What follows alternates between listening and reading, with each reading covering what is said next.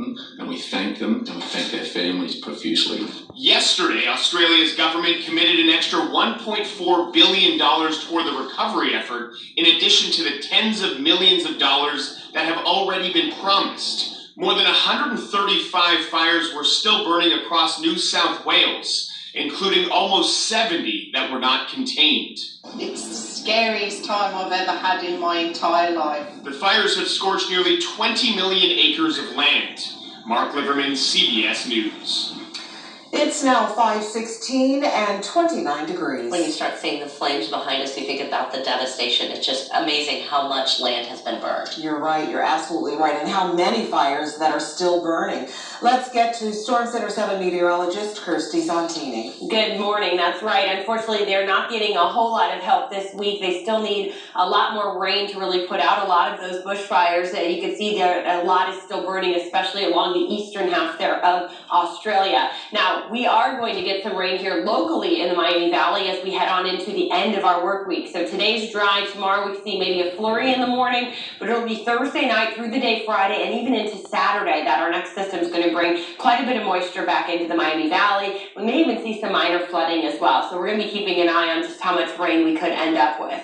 Looking live outside this morning in Urbana, it is a cold start, but it is quiet here in the Miami Valley. So not a whole lot to slow you down weather-wise. We're sitting at 29 degrees in Urbana. It's 27 in Springfield, 31 degrees in Troy. Getting ready for the day, that extra layer needed this morning, but thankfully this afternoon, we're going to end up warming up into the 40s, so I just think you'll need your jacket. The kids probably won't need the hat and gloves as they come home from school. Live Doppler 7 radar scanning the skies for you. We are pretty quiet here. There's moisture to our south, but it will stay down there. We just have some scattered cloud cover that's moved up with this system that's going to stay off to our south for the early morning, and then eventually those clouds actually decrease for us. So futurecast shows as we go through the morning and into the afternoon, we'll see a decent amount of sunshine return. So the day ends up being pretty bright as we head through the afternoon. Later tonight, our clouds will increase, and that's all ahead of a weak boundary that drifts south tonight into tomorrow. And that could also be the catalyst for a few flurries later tonight into early Wednesday morning. After school today in Eden, we'll hit 42. We're going to be around 41 in Sydney, 40 degrees in Salina, and 44 in Kettering. So a similar feel to yesterday. Yesterday we got into the low 40s. Today we will do the same. Our projected wind gusts, though, today, instead of yesterday morning when we were breezy early, instead today we're going to be breezy towards the end of the afternoon and into the evening. So we could see those wind gusts late this afternoon up to about 30 miles per hour. Not strong enough to cause any damage, but if you do drive maybe a semi-truck, you might feel that a little bit when you're driving around towards the end of the afternoon. Tonight we dip to 24. We are going to have a few flurries building in. Futurecast shows us that early Wednesday morning you see just a few passing flurries or a light snow shower, mainly in the northern half of the Miami Valley. The rest of the day is sunny and dry, so just a small window very early where you could see a flurry or two.